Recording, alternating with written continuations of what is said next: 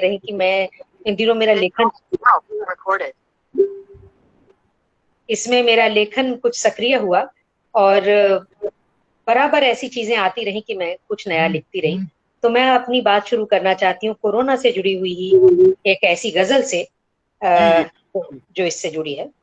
स्वागत। लिख रही है आजकल कैसी कहानी जिंदगी, लिख रही है आजकल कैसी कहानी जिंदगी, कर रही है जिंदगी की मेजबानी जिंदगी। वाह वाह। चाहता है जिंदगी तो घर से बाहर मत निकल, चाहता है जिंदगी तो घर से बाहर मत निकल, मांगती है इश्क की इतनी निशानी जिंदगी। वाह वाह, क्या बात है, क्या बात है। और थैंक यू, धन्यवाद। और जो हमें समझा रही है जिंदगी के मायने, जो हमें समझा रही है जिंदगी के मायने, हो गई कैसे भला इतनी सयानी जिंदगी। अरे वाह। लिख रही है आजकल कैसी कहानी जिंदगी। और देखिए कि थम गई रफ्तार सारी अब नहीं है हड़बड़ी, हमें बड़ी हड़बड़ी रहती थी हर चीज की, तो थम गई रफ्तार सारी अब नहीं है हड़बड़ी, सांस ही चलती रहे बस मेहरबानी जिंदगी, सांस ही चलती रहे बस मेहरबानी जिंदगी। बहुत खूब। एक अनजानी छुअन पर हो गई कितनी खफा, एक अनजानी छुअन पर हो गई कितनी खफा, मौत के पहलू में जा बैठी दीवानी जिंदगी, मौत के पहलू में जा बैठी दीवानी जिंदगी। वाह। और एक वाह। बार सोच कर देखें कि हम किस तरीके से जिंदगी को जीते रहे हैं, कि किस तरह बढ़ते रहे रौंदा किए हम अब तलक, किस तरह बढ़ते रहे रौंदा किए हम अब तलक, है हकीकत सामने और पानी पानी जिंदगी, है हकीकत सामने और पानी पानी जिंदगी। हम जहां के हैं सिकंदर और कोई कुछ नहीं, हम जहां के हैं सिकंदर और कोई कुछ नहीं, हो गई है दूर सारी बदगुमानी जिंदगी, हो गई है दूर सारी बदगुमानी जिंदगी। आजकल सुनने लगी हूँ पंछियों की बोलियां, कभी नहीं सुनाई देती थी, इन दिनों दिखने लगी, सुनने लगी। तो आजकल सुनने लगी हूँ पंछियों की बोलियां, खूबसूरत दिन हुए शामे सुहानी जिंदगी, खूबसूरत दिन हुए शामे सुहानी जिंदगी। अब हवा है साफ बिल्कुल, धूल धुआं कुछ नहीं। अब हालांकि लॉकडाउन खुलने के बाद फिर वापस वैसी तस्वीर आने लगी है। तो अब हवा है साफ बिल्कुल, धूल धुआं कुछ नहीं, आसमां दिखने लगा है आसमानी जिंदगी, आसमां दिखने लगा है आसमानी जिंदगी। और एक बार ध्यान कीजिए उन प्रवासी मजदूरों का जो घर जाने के लिए पैदल ही निकल पड़े, तो करके पैरों पर भरोसा देख लो वो जा रहे, करके पैरों पर भरोसा देख लो वो जा रहे, कम हुई रफ्तार में पर है रवानी जिंदगी, कम हुई रफ्तार में पर है रवानी जिंदगी। वाह। और जहां से कि मुझे अपनी ईमेल जो ऑनलाइन कविताओं की जो शुरुआत की मैंने, वो शायरी मैं आपके बीच में करना चाहती हूँ कि फासलों के दरमियां हैं फासले पर कम हुए, फासलों के दरमियां हैं फासले पर कम हुए, बाद मुद्दत के मिली फिर से रूहानी जिंदगी, बाद मुद्दत के मिली फिर से रूहानी जिंदगी। बहुत अच्छे, बहुत अच्छे, बहुत सुंदर। बहुत बहुत शुक्रिया अनूप जी। और एक जो खास बात इन दिनों रही, मैं उसको आप लोगों से शेयर करना चाहती हूँ कि पता नहीं मेरे साथ और कितने लोगों की ये स्थिति हुई होगी कि आजकल नींद नहीं आती है। तो वो उसको लेकर के जो कैसा दृश्य होता है पूरी रात का, वो रात के चारों पहर में आपके साथ में रखती हूँ। एक दृश्य देखें। नींद छुपा रखी थी मैंने ठीक सिरहाने, नींद आती नहीं थी तो बड़ा ही ये मेरे दिमाग में चलती रही और बिल्कुल ताजा रचना आपके साथ है। नींद छुपा रखी थी मैंने ठीक सिरहाने, रात हुई तो लगी सुनाने कई बहाने, नींद छुपा रखी थी मैंने ठीक सिरहाने, रात हुई तो लगी सुनाने कई बहाने, एक पहर तो हमने मिलकर खूब गुजारा, एक पहर तो हमने मिलकर खूब गुजारा, दोहराई बीती बातें और किस्सा सारा, मगर दूसरा पहर पड़ गया थोड़ा भारी, मगर दूसरा पहर पड़ गया थोड़ा भारी, अगले दिन दफ्तर जाने की थी लाचारी, समझ ना आया कैसे लाऊं इसे ठिकाने, नींद छुपा रखी थी मैंने ठीक सिरहाने। बंद पलक को रही घेरती स्वप्निल सुधियां, बंद पलक को रही घेरती स्वप्निल सुधियां, फिल्म रील सी चलती रही हजारों छवियां, गहन अंधेरा और रात भी निपट अकेली, गहन अंधेरा और रात भी निपट अकेली, गलबहियां डाले बैठी जो कोई सहेली, मार रही है कितने हक से मुझको ताने, नींद छुपा रखी थी मैंने ठीक सिरहाने। और देखें इसका अगला बंद, अंतिम बंद, जो नींद मुझसे कह रही है कि दिन भर करती रही चाकरी इसकी उसकी, दिन भर करती रही चाकरी इसकी उसकी, अब रातों में भर्ती हो काहे को सिसकी, यही रात है पास जरा मन से बतिया लो, यही रात है पास जरा मन से बतिया लो, अपनी भी आवाज सुनो उसको दोहरा लो, और भला कब तक गाओगी गीत पुराने, और भला कब तक गाओगी गीत पुराने, नींद छुपा रखी थी मैंने ठीक सिरहाने, रात हुई तो लगी सुनाने कई बहाने, रात हुई तो लगी सुनाने कई बहाने। बहुत अच्छे, बहुत अच्छे, बहुत सुंदर। तो ये एक बिल्कुल नई रचना, और एक रचना मैं आप लोगों के साथ प्रेम की, देखिए मैं सुनाना चाहती हूँ, और थोड़ा कोशिश करती हूँ आप लोगों के बीच में गाकर रखूं इस गीत को। स्वागत।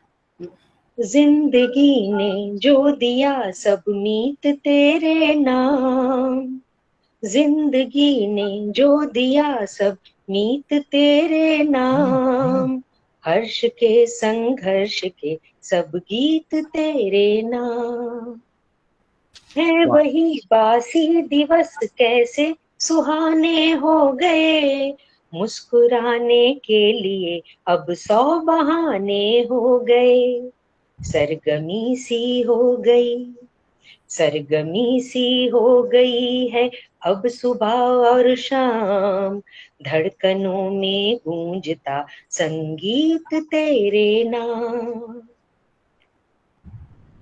और देखिए कि आईना क्या बोलता रहता है मुझसे हर घड़ी, बात सुनने की मुझे रहने लगी है हड़बड़ी, है फिजा में तैरता, है फिजा में तैरता एक खुशनुमा पैगाम, जिंदगी जाएगी सुनते बीत तेरे नाम, जिंदगी ने जो दिया सब मीत तेरे नाम, हर्ष के संघर्ष के सब गीत तेरे नाम। क्या बात है। हो गई कैसे मुबारक और इतनी कीमती, जो नहीं भाई कभी थी बेवजह सी जिंदगी, हो गई कैसे मुबारक और इतनी कीमती, जो नहीं भाई कभी थी बेवजह सी जिंदगी, कर दिया जिसने मुझे, कर दिया जिसने मुझे अनमोल और बेदाम, हर जहां से कीमती वो प्रीत तेरे नाम, जिंदगी ने। और इसका अंतिम बंद मैं आप लोगों की नजर करती हूँ, मुझे खास पसंद है, जिसके लिए आज मैंने चुना इस गीत को। जिंदगी बहरूपिया बनकर मुझे छलती रही, और मुझको हारने में ही खुशी मिलती रही, जिंदगी बहरूपिया बनकर मुझे छलती रही, और मुझको हारने में ही खुशी मिलती रही, जिंदगी के दाम से, जिंदगी के दाम से मुझको भला क्या काम, मैं तो खुद ही लिख चुकी, मैं तो खुद ही लिख चुकी हर जीत तेरे नाम, जिंदगी ने जो दिया सब मीत तेरे नाम, हर्ष के संघर्ष के सब गीत तेरे नाम। और एक रचना मैं आप लोगों से साझा करना चाहती हूँ, मुझे बहुत पसंद है ये। हम जब कविता की बात करते हैं, मेरा मूल जो मेरी मूल विधा है वो मुक्त छंद की कविता है, तो मैं जब भी कविता लिखती हूँ तो अक्सर लोग ये सोचते हैं कि पता नहीं कविता से कौन सा परिवर्तन आ जाएगा और कौन सी बड़ी बात हो जाएगी। तो मैं बताना चाहती हूँ कि कविता से कौन सा परिवर्तन आता है और कविता की क्या औकात है, क्या अहमियत है। मेरी एक बहुत पुरानी लेकिन मेरी बड़ी करीब कविता है मेरे दिल के। शीर्षक है चुनौती।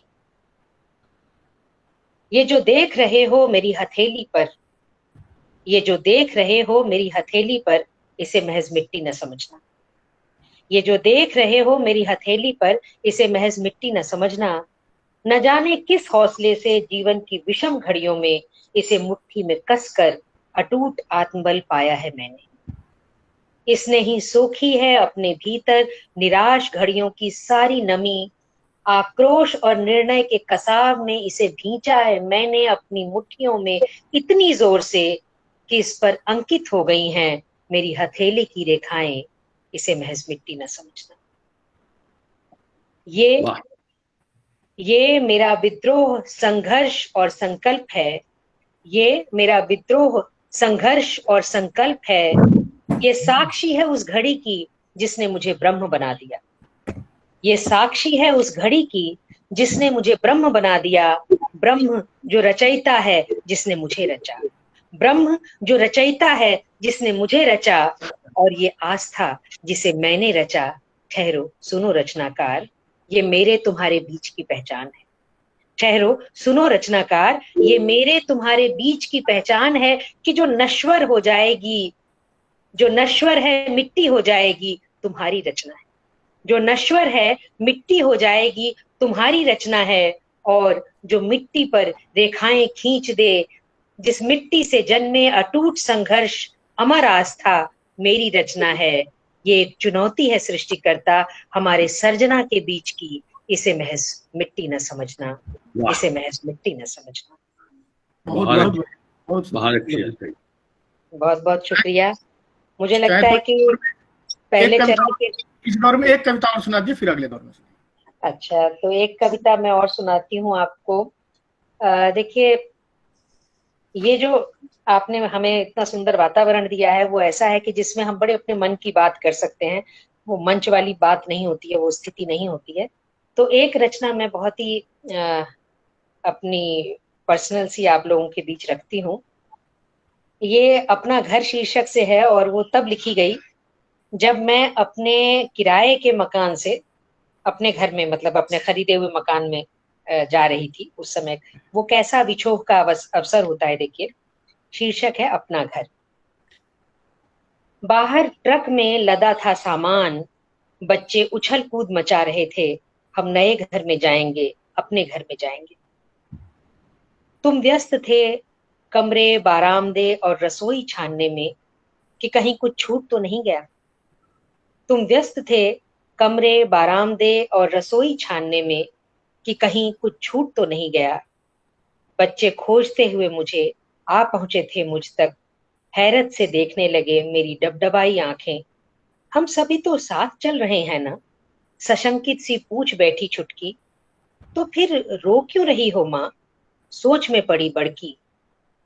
अब चलो भी, मुझे धीरे से खींचते हुए तुमने कहा था। देखो, छुटकी यही हुई थी इसी कमरे में, टटोलती सी कह बैठी मैं। देखो, छुटकी यही हुई थी इसी कमरे में, टटोलती सी कह बैठी मैं। ये देखते हो दीवार पर गड्ढा? गुड्डों के जन्म पर जब लटकाने को गुब्बारे बड़की ने ठोक दी थी कील। तुम कैसे खींचे थे, झल्लाए थे। ठहरो, क्या नहीं पहचानते इस चिन्ह को? क्या इसे छोड़ जाओगे यही? और याद है होली के रोज जब तुमने की थी ढिठाई, रंग भरी बाल्टी उड़ेल डालने की। छीन झपट में रंग गई थी समूची दीवार। नहीं, इस सफेदी के पार भीतरी परत में कितना साफ तो दिख रहा है प्यार मनुहार का रंग। कितना साफ तो दिख रहा है भीतरी परत में प्यार मनुहार का रंग। क्या छोड़ जाओगे इसे भी यहीं? देखो, इसी जमीन पर बिछाते थे बिछौना। इसी जमीन पर बिछाते थे बिछौना। मैं रूठती थी तो करवट करवट दूर हो जाती थी। मैं रूठती थी तो करवट करवट दूर हो जाती थी, तुम मनाते थे करवट करवट पास आ जाते थे। आंख मिचौली के इस खेल को क्या यहीं छोड़ जाओगे? और कमरे का ये कोना जहां से खुलती थी खिड़की सोच की, और कमरे का ये कोना जहां से खुलती थी खिड़की सोच की, बुने जहां ख्वाब दिन और रात, जिससे झांकता था आसमान हमारी उम्मीदों का, मन उड़ जाता था पार सलाखों के, और कभी चू पड़ती थी बूंद आंखों से। और भी कितने ही बिंब, उतार चढ़ाव सुख दुख, सर्द गर्म एहसास, यहाँ वहां जहां तहां, हर तरफ लद चुका है ट्रक पर सामान। लद चुका है ट्रक पर सामान, बर्तन पलंग अलमारी फ्रिज टीवी, बच्चों की किताबें खेल खिलौने। देख लिया है तुमने, जांच लिया है परख लिया है, आश्वस्त हो जल्दी चलो, कुछ नहीं छूटा है और कुछ नहीं बचा है यहाँ, जिसे लादना है ट्रक पर, जिसे लादना है ट्रक पर। बहुत अच्छी, बहुत बहुत बढ़िया। इतनी बहुत अच्छी, अच्छी, बहुत अच्छी अलका जी। बड़ी अच्छी और संवेदनशील कविता है। एक बार पुनः आपका आभार, धन्यवाद। और अब मैं आमंत्रित करूं अनूप जी को, जो कि अमेरिका से जुड़े हैं हमारे लिए। आदरणीय अनूप जी मूलतः राजस्थान में जन्मे और बचपन से हिंदी साहित्य और कविता में गहरी रुचि रही है। BITS Pilani, Birla institute of technology आप जानते हैं, पिलानी से स्नातक और IIT दिल्ली से स्नातकोत्तर करने के बाद व्यवसाय से कंप्यूटर सलाहकार और हृदय से कवि अनूप भार्गव जी अमेरिका में हिंदी के एम्बेसडर के रूप में प्रतिष्ठित हैं।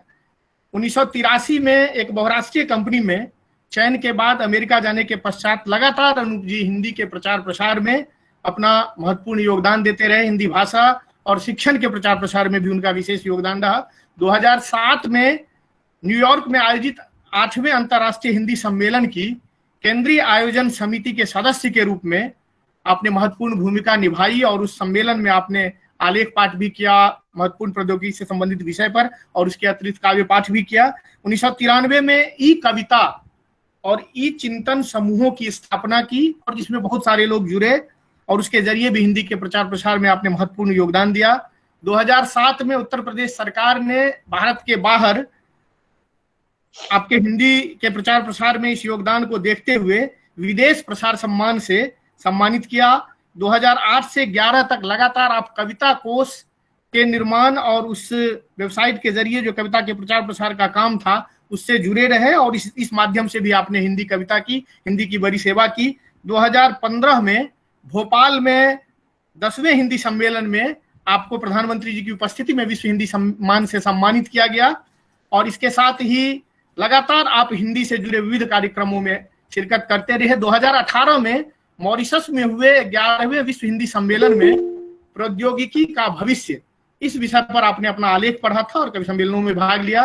2019 में रविंद्रनाथ टैगोर विश्वविद्यालय द्वारा आयोजित विश्व रंग अंतर्राष्ट्रीय साहित्य और कला महोत्सव, जो काफी ख्याति प्राप्त कार्यक्रम रहा था, उसमें विशिष्ट अतिथि के रूप में आमंत्रित हुए और आलेखों के जरिए, कविताओं के जरिए उसमें अपनी महत्वपूर्ण भूमिका निभाई। 2014 में अमेरिका में झिलमिल नाम से एक संस्था की स्थापना की, और उसके माध्यम से अमेरिका के अलग अलग शहरों में लगातार कला, रंगमंच, संगीत, कविता, इन सब के प्रचार प्रसार में आप लगे हुए हैं। इस प्रकार के कार्यक्रमों का आयोजन होता रहा।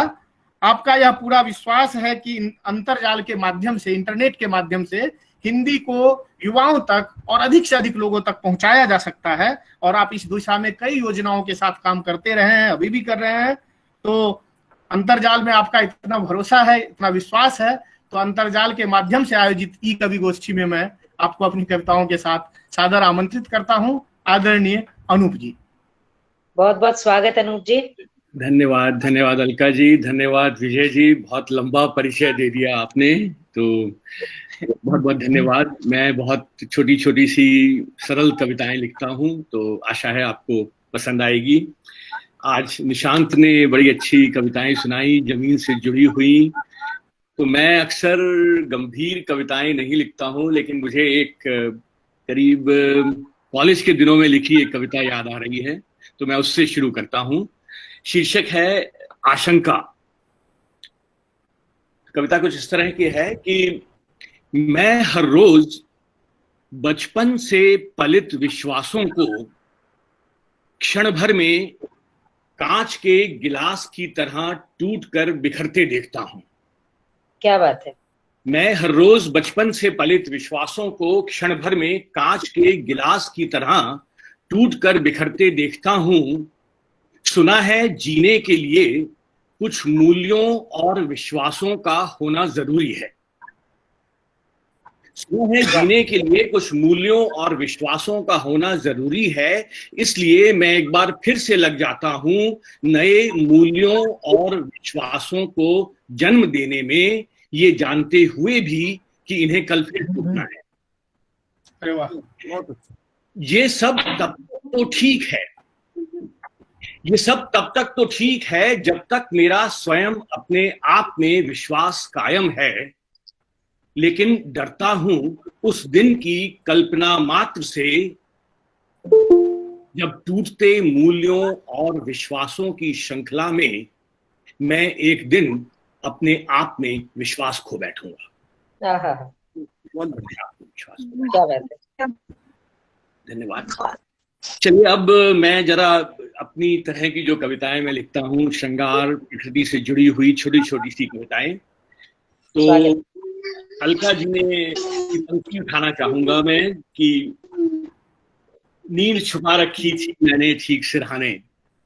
तो मैंने अर्ज किया है कि कल रात एक अनहोनी बात हो गई। कल रात एक अनहोनी बात हो गई, मैं तो जागता रहा, खुद रात सो गई। क्या बात है। देखो मान लो कल रात तुम मेरे सपनों में आई थी। देखो मान लो कल रात तुम मेरे सपनों में आई थी, वरना सुबह सुबह मेरी आंखों की नमी का मतलब और क्या। सबसे आग्रह डिस्टर्बेंस आ रहा है, अगर म्यूट पे कर लिया जाए तो धन्यवाद। तो देखिए कि एक और कि चलो अब उठ जाओ और जमाने को अपने चेहरे की जरा सी रोशनी दे दो। तो देखिए एक नायिका सो रही है, उसके सामने की जो खिड़की है वो खुली हुई है, तो उस चित्र को ध्यान में रखते हुए और सूरज उसमें से झांक रहा है, तो कहा है कि चलो अब उठ जाओ और जमाने को अपने चेहरे की जरा सी रोशनी दे दो। देखो सूरज खुद तुम्हारी खिड़की पर तुमसे रोशनी मांगने आया है। क्या बात है। एक और देखिए, सिर्फ 1.5 पंक्ति की कविता है कि कब तक लिए बैठी रहोगी मुट्ठी में धूप को। वाह। कब तक लिए बैठी रहोगी मुट्ठी में धूप को, जरा हथेली को खोलो तो सवेरा हो। अरे वाह, क्या बात है। चलिए अब एक आध मैं आपको मुक्तक दे रहा हूं। अर्ज किया है कि हार कर जो नहारे जवानी लिखो। जवानी की परिभाषा दे रहा हूं कि हार कर जो नहारे जवानी लिखो, दिल में गढ़ जाए गहरी निशानी लिखो, और ख्वाब की आबरू को बचाना ही है। ख्वाब की आबरू को बचाना ही है, उन अधूरे पलों को कहानी लिखो। उन अधूरे पलों को कहानी लिखो, हार कर जो नहारे जवानी लिखो। और गुनगुनी सी हवा है बहू न बहू, गुनगुनी सी हवा है बहू न बहू, अजनबी वेदना है सहूं न सहूं। और गुनगुनाते हुए गीत और छंद में, गुनगुनाते हुए गीत और छंद में अनमनी सी व्यथा है कहूं कहूं। बहुत तन मन सुंदर। की व्यथा है, कहूं ना कहूं। और एक कविता देखिए, उसका शीर्षक है अगले खंबे तक का सफर। तो प्रेम कविता ही है। उसका शीर्षक है कि मैं और तुम पहाड़ी वाले शहर की लंबी घुमावदार सड़क पर बेमतलब बेपरवाह हाथों में हाथ डाले मीलों चला करते थे और खंभों को गिना करते थे। क्या बात है। मैं और तुम पहाड़ी वाले शहर की लंबी घुमावदार सड़क पर बेमतलब बेपरवाह मीलों चला करते थे, खंभों को गिना करते थे।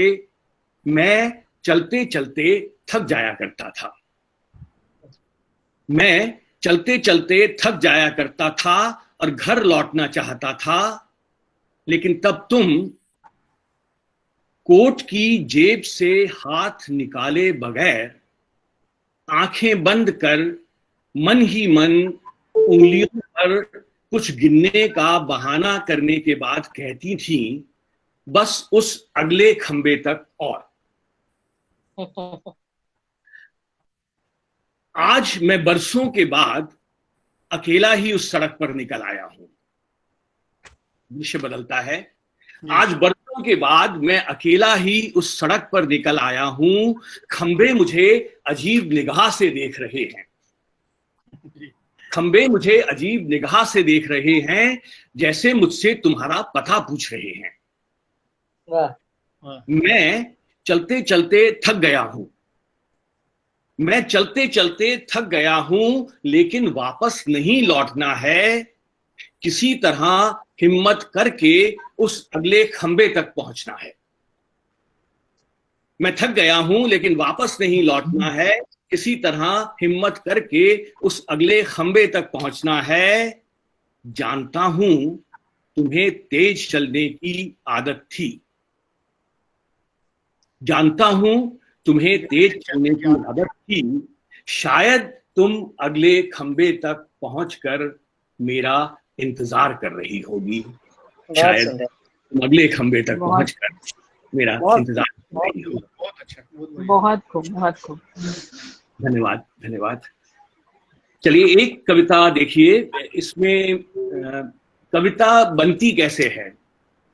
तो मैंने कुछ अलग अलग बिंब लिए हैं, अलग अलग चित्र लिए हैं कि जिन परिस्थितियों में कविता का जन्म होता है।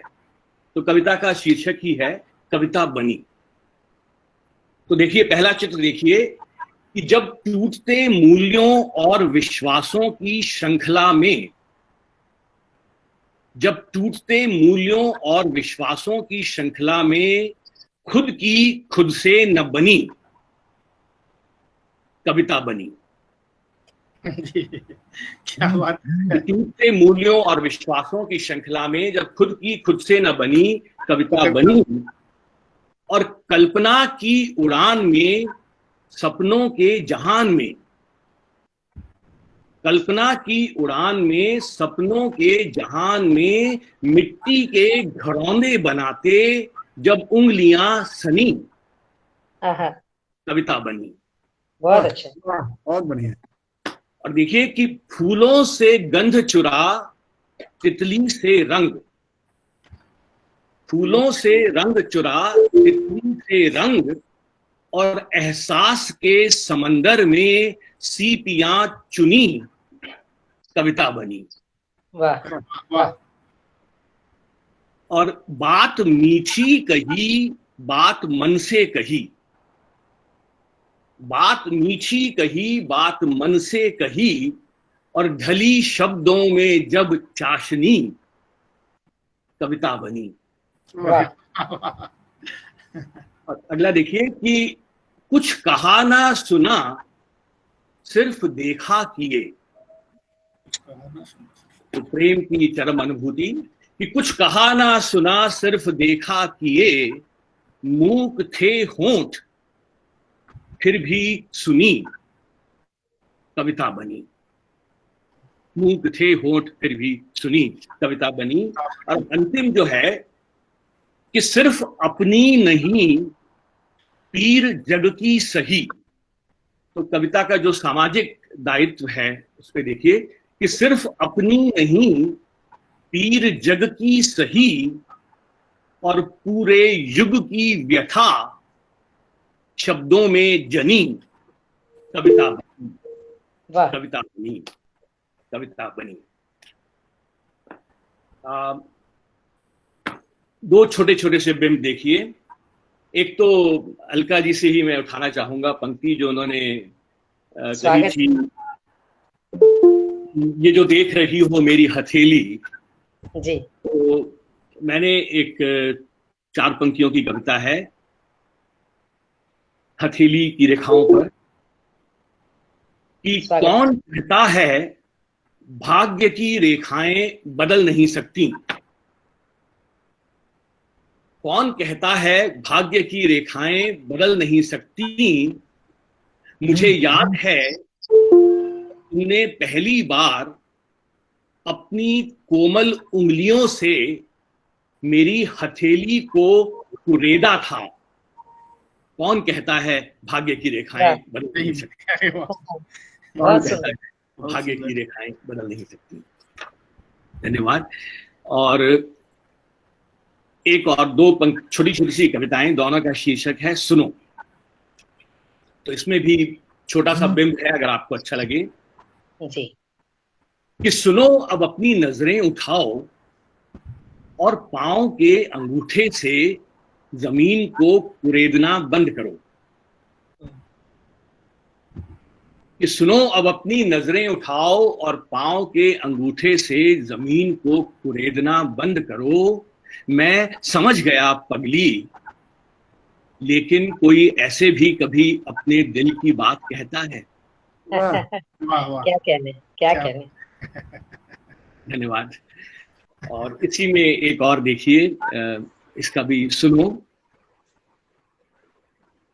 कि सुनो तुम जानती हो मेरा अस्तित्व तुमसे शुरू होकर तुम पर खत्म होता है। सुनो तुम जानती हो मेरा अस्तित्व तुमसे शुरू होकर तुम पर खत्म होता है। फिर बता सकोगी मुझे मेरा विस्तार अनंत सा क्यों लगता है। क्या बात है, क्या बात है। मुझे मेरा विस्तार अनंत सा क्यों लगता है। विजय जी, समय छोटी सी और कविता का। आपकी तो छोटी छोटी, 1-2 और सुना दीजिए। जी। तो देखिए कि शीर्षक है रिश्ते। कि रिश्तों को सीमाओं में नहीं बांधा करते। रिश्तों को सीमाओं में नहीं बांधा करते, उन्हें झूठी परिभाषाओं में नहीं ढाला करते। उड़ने दो इन्हें उन्मुक्त पंछियों की तरह। उड़ने दो इन्हें उन्मुक्त पंछियों की तरह, एक बहती हुई नदी की तरह। तलाश करने दो इन्हें सीमाएं, खुद ही ढूंढ लेंगे अपनी उपमाएं। और अब अंतिम 2 पंक्तियां जिनके लिए पूरी कविता लिखी गई है। उड़ने दो इन्हें उन्मुक्त पंछियों की तरह, एक बहती हुई नदी की तरह। तलाश करने दो इन्हें सीमाएं, खुद ही ढूंढ लेंगे अपनी उपमाएं। और खोने दो वही जो क्षण कहे। खोने दो वही जो क्षण कहे, और सीमा वही हो जो मन कहे। आहा, क्या बात है। बहुत क्षण कहे, सीमा वही हो जो मन कहे। खोने दो वही क्षण कहे, सीमा वही हो जो मन कहे। धन्यवाद। बहुत सुंदर भैया, बहुत बहुत धन्यवाद अनूप जी, इस बड़े भाव की छोटी छोटी कविताओं के लिए। गागर में सागर भरने जैसी कविताएं। एक बार पुनः आपका हृदय से आभार। और दूसरे राउंड में दूसरे दौर में कुछ और कविताएं आपकी सुनेंगे।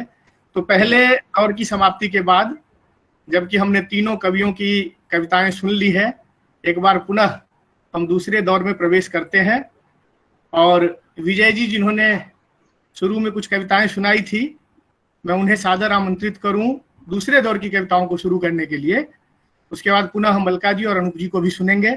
तो दूसरे दौर की कुछ 2-3 कविताओं के साथ मैं विजय जी, निशांत जी को, जो कि विजय जी नाम है उनका, असल में हम लोग एक साथ पढ़ते थे जेएनयू में। जब ये थे, मैं दिल्ली विश्वविद्यालय में था, और साथी होने के नाते मुझे वही नाम जो इनका शैक्षणिक नाम है, जो कि मैंने पहले ही कहा, विजय कुमार साव।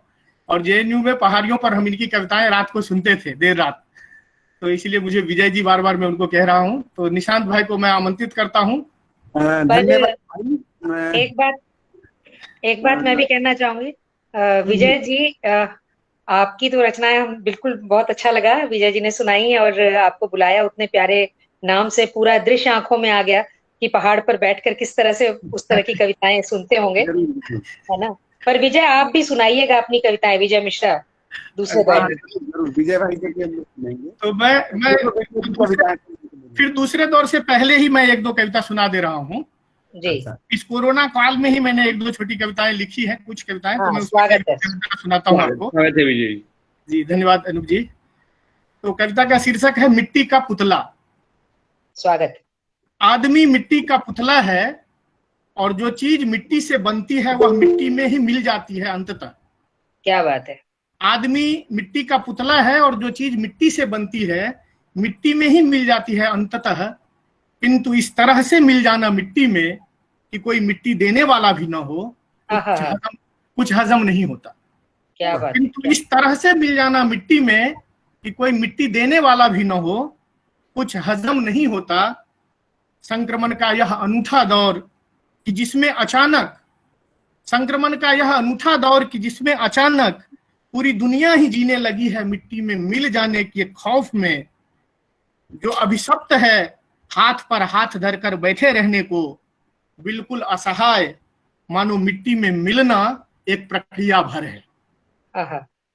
जो अभिशप्त है हाथ पर हाथ धरकर बैठे रहने को, बिल्कुल असहाय मानो मिट्टी में मिलना एक प्रक्रिया भर है। मूक दर्शक हैं सभी, बड़े बड़े लोग, बड़ी बड़ी ताकतें, बड़ा से बड़ा प्रबंधन। लगता है मानो जिंदगी वाकई मिट्टी के मोल हो गई है। हालांकि जानते हम भी हैं कि आदमी मिट्टी का पुतला है, और जो चीज मिट्टी से बनती है वह मिट्टी में ही मिल जाती है अंततः। फिर भी यह कुछ हजम नहीं होता। बहुत अच्छे। वाह वाह वाह। धन्यवाद। एक और कविता मैं सुना देता हूँ, उसके बाद फिर निशांत जी को बुलाएंगे। यह कविता है नेपथ्य में। विजय, आपका वीडियो नहीं दिख रहा मुझे। वीडियो नहीं दिख रहा? हाँ, वीडियो नहीं दिख रहा। निशांत जी दिख रहा है क्या?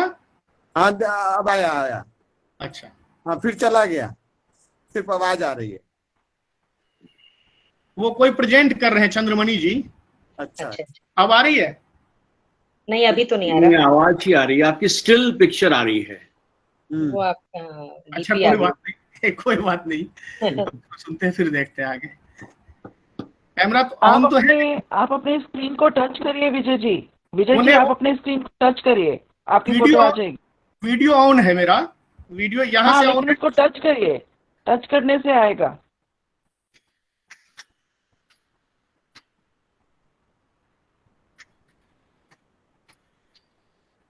हेलो, आवाज आ रही है ना?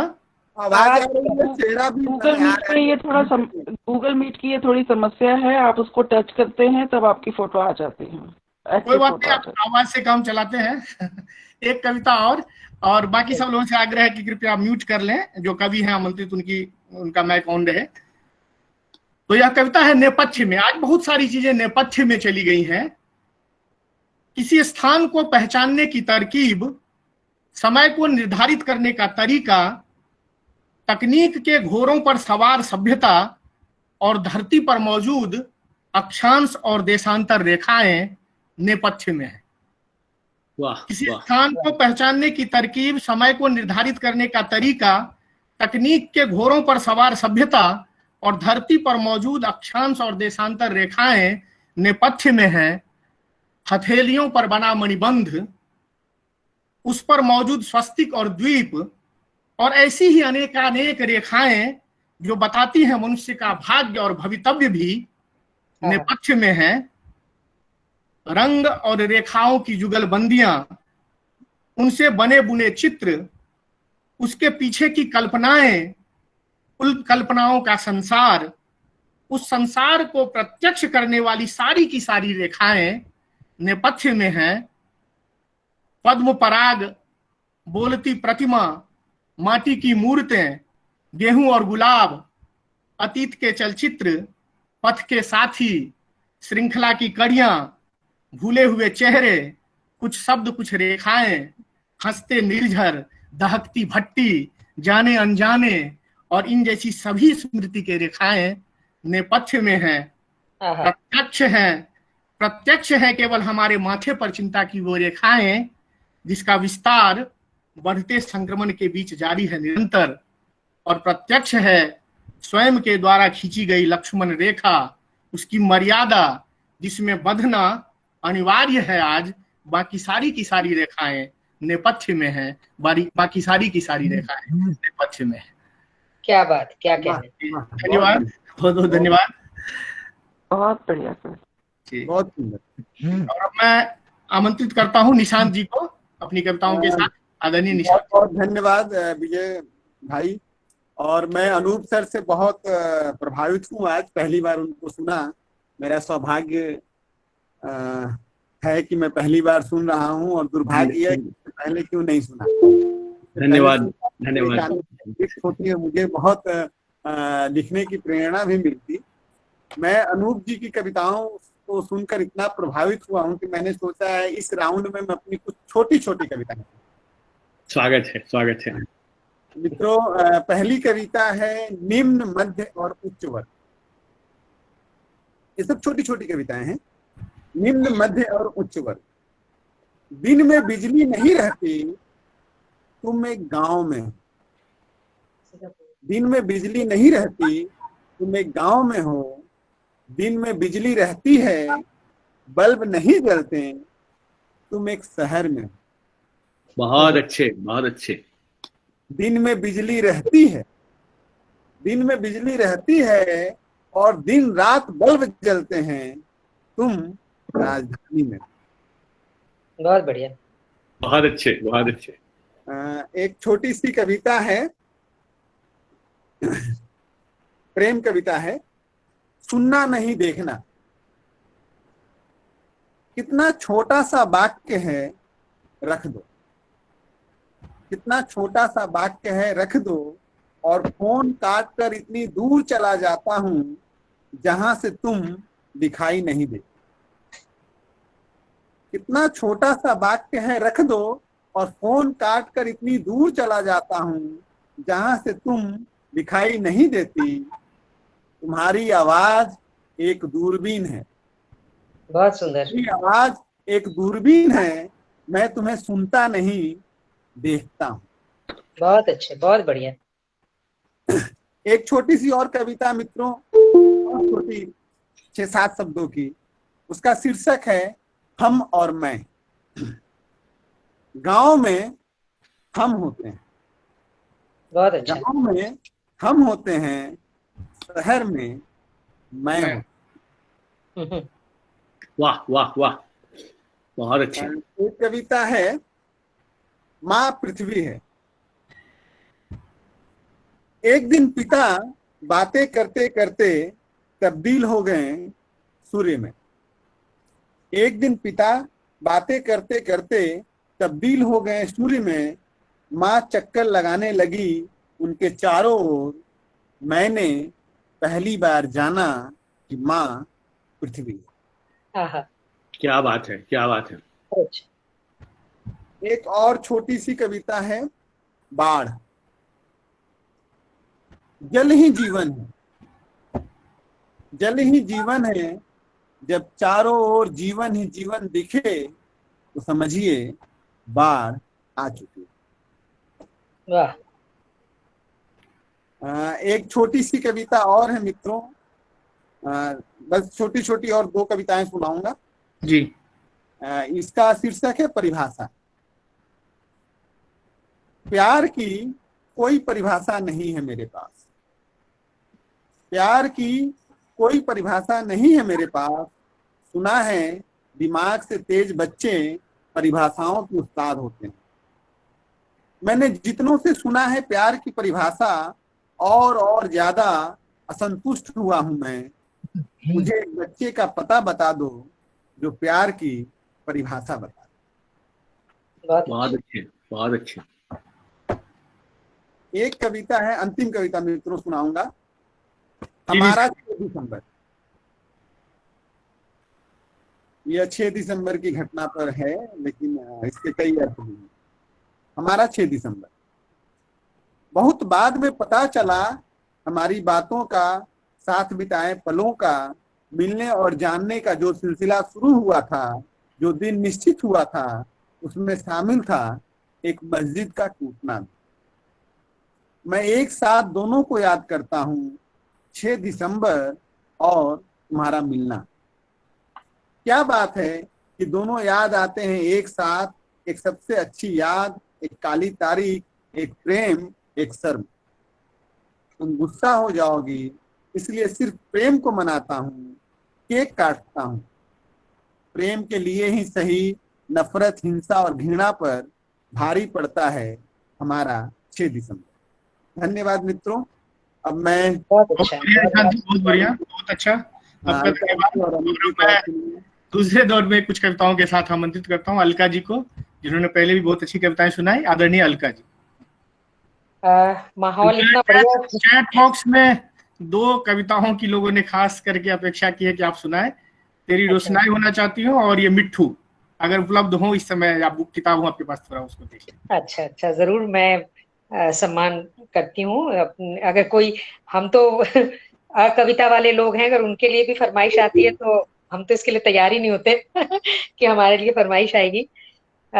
मैं बिल्कुल उसको सुनाऊंगी। लेकिन अभी एक मन बन गया जब मैं आप लोगों की रचनाएं सुन रही थी, अनूप जी की और निशांत की, तो दोनों ही एक अलग से वातावरण में ले गए और मेरा मन कर रहा है कुछ और रचनाएं जो मैंने नहीं सोची थी पहले, उनको आपके बीच में रखने का।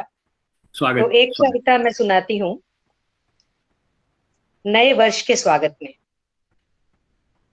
डिस्को की थिरकती बत्तियों के बीच देर रात तक जश्न मना, जाम टकराए और डूब गया वर्ष का आखिरी सूरज। डिस्कोथे की थिरकती बत्तियों के बीच देर तक जश्न मना, जाम टकराए और डूब गया वर्ष का आखिरी सूरज। ग्रीनविच रेखा पर 12 बजने के साथ ही बदल गया कैलेंडर। समूची दुनिया में गूंजने लगा हैप्पी न्यू ईयर का संगीत। मगर इस हल्ले हंगामे से बेखबर दूर गांव में एक औरत, मगर इस हल्ले हंगामे से बेखबर दूर गांव में एक औरत रत जगह में बैठी अखंड दीप जलाए कर रही है कामना। अदृश्य शक्तियों से शहर पढ़ने गई अपनी बेटी की रक्षा के लिए। रोशनी की जंगली चकाचौंध के बीच महसूस कर रही हूं अपने इर्द गिर्द उसकी प्रार्थनाओं का रक्षा कवच। रोशनी की जंगली चकाचौंध के बीच महसूस कर रही हूं अपने इर्द गिर्द उसकी प्रार्थनाओं का रक्षा कवच। रात का अंधेरा छट रहा है, पौ फट रही है। मैं महसूस कर रही हूं कि नए वर्ष की पहली सुबह आंगन बुहारती वह औरत प्रभाती गा रही है। मेरे करीब आता जा रहा है वह मंगल गान जिसे माएं गा रही हैं नए वर्ष के स्वागत में। वाह, बहुत बढ़िया। एक कविता मैं उसी तरह से, और जो पहले नहीं सोची थी मगर आज रखना चाह रही हूँ। प्रेम की बहुत सुंदर कविताएं यहाँ पर आई। आप दोनों ने ही बहुत अच्छी अच्छी कविताएं पढ़ी और मेरा मन हुआ कि एक प्रेम की एक छोटा सा रूप मैं भी रखूं यहाँ। मधुमास। सुबह की चाय की तरह दिन की शुरुआत से ही होने लगती है तुम्हारी तलब। सुबह की चाय की तरह दिन की शुरुआत से ही होने लगती है तुम्हारी तलब। स्वर का आरोह 7 फेरों के मंत्रों सा उचरने लगता है तुम्हारा नाम। जरूरी गैर जरूरी बातों में, शिकवे शिकायतों में, जिंदगी की छोटी बड़ी कठिनाइयों में उसी शिद्दत से तलाशती हूँ तुम्हें। जिंदगी की छोटी बड़ी कठिनाइयों में उसी शिद्दत से तलाशती हूँ तुम्हें।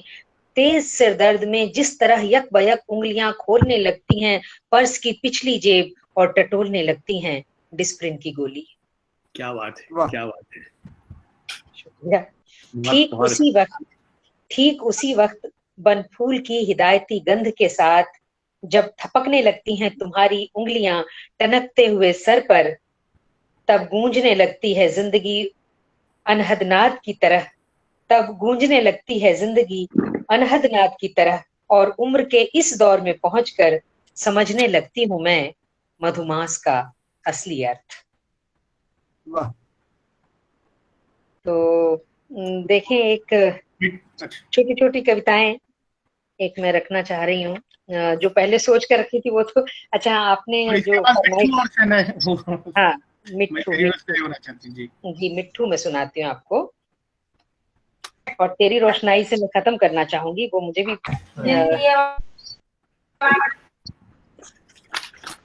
देखिए, ऐसा है कि जब अभी पिछले दिनों ये बहुत बात हुई कि लोग प्रवासी गांव जाने के लिए बहुत ही व्याकुल रहे, उस समय मुझे लगता एक प्रश्न मेरे मन में कौंता रहा कि हम सब क्या प्रवासी नहीं? आज दिल्ली में रह रहे हैं या ऐसे महानगरों में रह रहे हैं, वो सब कहीं कहीं से आए हैं और उस प्रवास की पीड़ा से हम भी अपरिचित नहीं है। हमारा भी मन छटपटाता है अपने जड़ों की तरफ लौटने को। उसी छटपटाहट को मैं एक मिट्ठू शीर्षक से अपनी बात को रखती हूँ, और तोते का बिंब है। देखिए, पहले खूब उड़ता था, वन वन विचरता था, हरे हरे पंखों में नीला आकाश भरता था। पहले खूब उड़ता था, वन वन विचरता था, हरे हरे पंखों में नीला आकाश भरता था। तिनके तिनके जोड़कर घोंसला बनाता था, तिनके तिनके जोड़कर घोंसला बनाता था, मौसम के अनुसार आता था जाता था। किसी रोज नहीं मिलता था, किसी रोज मिलता था दाना, नहीं भी मिलता था कभी। मिलता था दाना किसी रोज, नहीं भी मिलता था कभी, पर बेखौफ उड़ने में मिलती थी खुशी। कितना रोया था, तड़पा था, कितना रोया था, तड़पा था, जब फंसी थी बहेलिए के जाल में जान। उसके साथ ही सिर पटकती रही धरती, फड़फड़ाता रहा आसमान। धरती और आकाश अब पिंजरे तक महदूद था, धरती और आकाश अब पिंजरे तक महदूद था। वह क्या खूब था, मिट्ठू मिट्ठू कहलाने लगा। वह क्या खूब था, मिट्ठू मिट्ठू कहलाने लगा। बच्चे बड़े सबका दिल बहलाने लगा। उसकी टेर पर बिट्टू ताली बजाता था, उसकी टेर पर बिट्टू ताली बजाता था, किलकारी मारता खिलखिलाता था। साहब के बोल दोहराता, हुक्म बजाता, मिट्ठू खुद साहब बन जाता था। उसके बोल दोहराता, हुक्म बजाता, मिट्ठू खुद साहब बन जाता था। मिट्ठू तो नकल था, साहब असल था। ऐसे ही रोया था, तड़पा था, छटपटाया था, जब गांव छोड़कर शहर आया था। बहुत अच्छे, बहुत हाँ, अच्छे, बहुत बढ़िया। बहुत सुंदर। मिट्ठू तो नकल था, साहब असल था। ऐसे ही रोया था, तड़पा था, छटपटाया था, जब गांव छोड़कर शहर आया था। पर बड़ी अच्छी थी साहब की कंपनी, बड़ी अच्छी थी साहब की कंपनी। समय पर मिल जाती थी तनख्वाह, और बीमार पड़ने पर दवा दारू भी।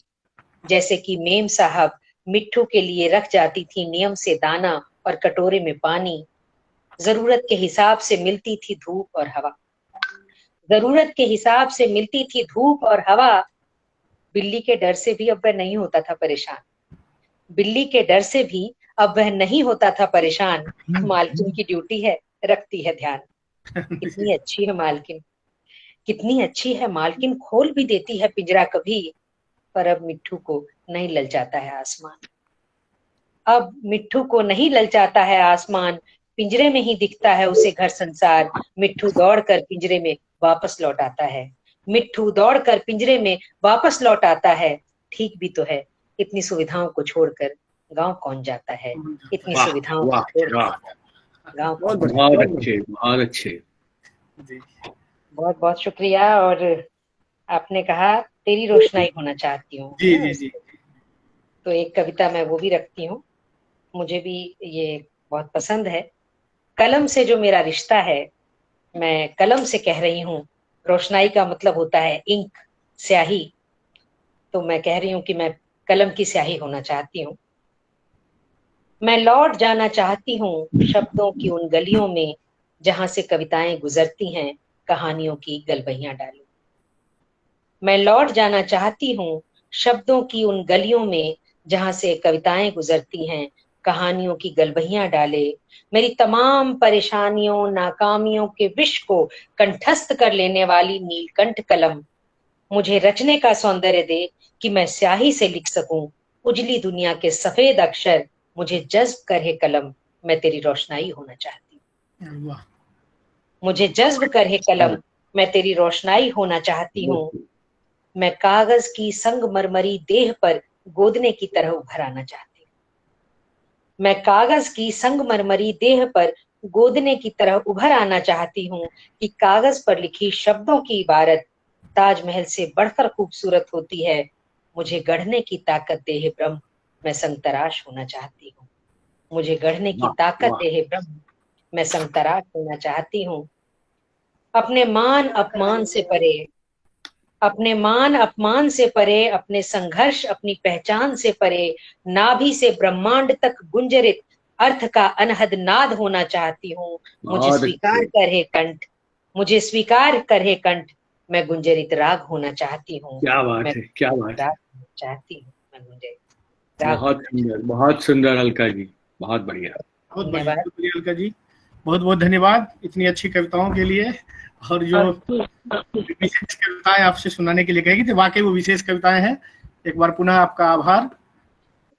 और अब मैं सादर आमंत्रित करता हूँ आदरणीय अनूप जी को दूसरे दौर की कुछ कविताओं के साथ। आदरणीय अनूप भार्गव जी। धन्यवाद विजय भाई। निशांत, तुम्हारी अच्छी लगी छोटी छोटी कविताएं, तो मुझे अब उससे भी छोटी सुनानी पड़ेंगी। तो मैं कुछ अपने चंद अशार हैं, अलग अलग भाव अलग अलग से लिए गए, तो अपने आप में अलग अलग, तो मैं कोशिश करता हूं। तो देखिए, पहला है कि छुआ था मुद्दतों पहले मुझे तुमने इशारे से। तो यहाँ देखिए, नाजुकता देखिए कि पहली बात तो छुआ था मुद्दतों पहले, और वो भी इशारे से। बहुत सुंदर। कि छुआ था मुद्दतों पहले मुझे तुमने इशारे से, बदन में आज तक खुशबू तुम्हारी जाफरानी है। क्या बात है, क्या। छुआ था मुद्दतों पहले मुझे तुमने इशारे से, बदन में आज तक खुशबू तुम्हारी जाफरानी है। देखिए कि वो पलक मूंद के हौले से मुस्कुराए हैं, वो पलक मूंद के हौले से मुस्कुराए हैं, उनके तसव्वुर में जाने कौन आया होगा। बहुत अच्छे। और ये मेरी देह महकी आज चंदन सी अचानक क्यों, ये मेरी देह महकी आज चंदन सी अचानक क्यों, तुम्हारी सांस चुपके से बदन को छू गई होगी। और हुए हैं ख्वाब क्यों मेरे अचानक और भी मीठे, हुए हैं ख्वाब क्यों मेरे अचानक और भी मीठे मीठे, तुम्हारी नींद पलकों में मेरे आ सो गई होगी। हुए हैं ख्वाब क्यों मेरे अचानक और भी मीठे, तुम्हारी नींद पलकों में मेरे आ सो गई होगी। और अब एक अलग मिजाज का शेर देखिए कि वादे पे उनके कैसे पूरा यकीन करूं। तो यहां पे पूरा शब्द को अंडरलाइन किया गया है कि वादे पे उनके कैसे पूरा यकीन करूं, कसमें वो खा रहे थे मगर सोच सोच के। क्या कहने। धन्यवाद। अब एक और देखिए कि अर्ज किया है कि मैं उनके साये में खुश तो बहुत हूं, मैं उनके साये में खुश तो बहुत हूं, मगर ये भी दर्ज हो कि वो मेरे हिस्से की धूप लिए बैठे हैं। वाह वाह, बहुत बहुत अच्छा। मैं उनके साए में खुश तो बहुत हूँ, मगर ये भी दर्द हो वो मेरे हिस्से की धूप लिए बैठे हैं, और मैं कब तक उसे गौर से सुनता, मैं कब तक उसे गौर से सुनता, वो वही बात कह रहा था लहजा बदल बदल के। वाह वाह वाह वाह। वो वही बात कह रहा था लहजा बदल बदल के। और एक शेर और देखिए जो मुझे पसंद है। तो संदर्भ ये है कि हमारे शायरों ने चांद पे बहुत बहुत से अच्छे अच्छे खूबसूरत शेर कविताएं लिखी हैं। 14वीं का चांद हो, चांद की महबूबा हो। तो मैंने 2 पंक्तियां कहने की कोशिश की हैं कि आसमां में खलबली है, सब यही पूछा किए। कि नक्षत्रों में बातचीत हो रही है, और क्या बातचीत हो रही है देखिए कि आसमां में खलबली है, सब यही पूछा किए कि कौन फिरता है जमी पे चांद सा चेहरा लिए। कौन फिरता है जमी पे चांद सा चेहरा लिए। और एक शेर और देखिए जरा, बहुत बढ़िया, वाहियात किस्म का, कि तुम्हारी तहजीब का कोई मुलम्मा चढ़ नहीं पाया, तुम्हारी याद पर तहजीब का कोई मुलम्मा चढ़ नहीं पाया, तुम अब भी वहशत की हद तक बेतहाशा याद आते हो। तुम्हारी याद पर तहजीब का कोई मुलम्मा चढ़ नहीं पाया, तुम अब भी वहशत की हद तक बेतहाशा याद आते हो। चलिए अब 2 छोटी छोटी सी कविताएं। मैं, जैसा कि विजय भाई ने कहा कि साहित्य से मेरा कोई, मैंने विधिवत पढ़ाई नहीं की है, इंजीनियरिंग मेरा विषय रहा है। तो 2 कविताएं जो हैं मैं अपनी, गणित मेरा विषय, प्रिय विषय रहा, तो एक गणित की कविता सुनाऊंगा मैं आपको, और एक फिजिक्स भौतिक शास्त्र की, 2 छोटी छोटी सी कविताएं। तो देखिए कि बिंब जो है, मैंने कोशिश की है कि मैं और तुम वृत्त की परिधि की अलग अलग दिशाओं में बैठे 2 बिंदु हैं। मैं और तुम वृत्त की अलग अलग दिशाओं में बैठे 2 बिंदु हैं। मैंने तो अपने हिस्से का अर्धव्यास पूरा कर लिया। क्या बात है कि मैं और तुम वृत्त की परिधि की अलग अलग दिशाओं में बैठे 2 बिंदु हैं, मैंने तो अपने हिस्से का अर्धव्यास पूरा कर लिया। क्या तुम मुझसे मिलने के लिए केंद्र पर आओगी? अरे वाह वाह, गजब गजब, बहुत सुंदर, धन्यवाद। और एक कविता और देखिए कि तुम्हारे शब्द मुझ तक पहुंच ही कहां पाते हैं, तुम्हारे शब्द मुझ तक पहुंच ही कहां पाते हैं, अक्सर जमाने की जबरदस्ती ओढ़ाई गई चाशनी में फिसल के लौट जाते हैं। तुम्हारे शब्द मुझ तक पहुंच ही कहां पाते हैं, अक्सर जमाने की जबरदस्ती ओढ़ाई गई चाशनी में फिसल के लौट जाते हैं। तुम्हारे होठों के गोल होने से शुरू होकर, जब भी हम कोई बात कहते हैं तो होठ सबसे पहले गोल होते हैं, तो तुम्हारे होठों के गोल होने से शुरू होकर शब्दों के मेरे कान तक पहुंचने का समय एक युग के समान लगता है। बहुत अच्छा, बहुत अच्छा। किताबों में पढ़ा था, याद आ गई आपको सुनते हुए। कुछ कहा आपने? सॉरी। हाँ, मैंने कहा अनूप सर कि आपको सुनते हुए मुझे अपनी ही कविता सुनना नहीं देखना याद आ गई। अच्छा, सुनाइएगा सुनाइएगा। तो तुम्हारे शब्द तुम्हारे होठों के गोल होने से शुरू होकर शब्दों के मेरे कान तक पहुंचने का समय एक युग के समान लगता है। किताबों में पढ़ा था प्रकाश की गति ध्वनि से तेज हुआ करती है। तो यहाँ मेरा फिजिक्स जो पढ़ी थी वो आती है कि जो प्रकाश light travels faster than sound. तो किताबों में पढ़ा था प्रकाश की गति ध्वनि से तेज हुआ करती है, शायद इसीलिए तुम्हारे आंखों से कहे बोल तुम्हारे शब्दों से पहले मेरी आंख की कोर तक पहुंच के ठहर जाते हैं। तुम्हारे शब्द मुझ तक पहुंच ही कहां पाते हैं, मुझ तक पहुंच ही कहां पाते हैं, तुम्हारे शब्द मुझ तक पहुंच ही कहां पाते हैं। धन्यवाद, धन्यवाद, बहुत बहुत धन्यवाद अनूप जी। वाकई बड़ी अच्छी कविता है, और इस तरह की जो कविताएं अनूप जी ने अभी सुनाई, मैंने पढ़ा है उसे कि गणित पर और इस तरह की इनकी कविताओं की श्रृंखला है और बड़ी अच्छी और रोचक कविताएं हैं। तो फिर कभी सुनने का हमें अवसर मिलेगा।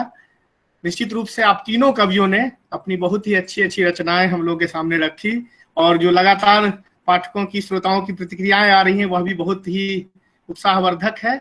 सब लोग बहुत बेहतर कविताओं के लिए आप सबका आभार व्यक्त कर रहे हैं, वो सब आपको धन्यवाद दे रहे हैं हृदय से। मैं भी साहित्य संस्कृति फाउंडेशन की ओर से आप सभी लोगों का हृदय से आभार करता हूं, धन्यवाद देता हूं।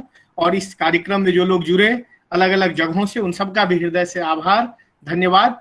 आज के कार्यक्रम के लिए इतना है, फिर हम अगले किसी कार्यक्रम में किसी दिन मिलते हैं। और इस तरह से कोरोना काल में भी संवाद का यह सिलसिला या कार्यक्रमों का सिलसिला हम लोग जारी रखें, ताकि सृजनात्मकता को बनाए और बचाए रखने में हम सबको सफलता मिले। एक बार पुनः आप सबको आभार, बहुत बहुत धन्यवाद, बहुत बहुत धन्यवाद। बहुत धन्यवाद।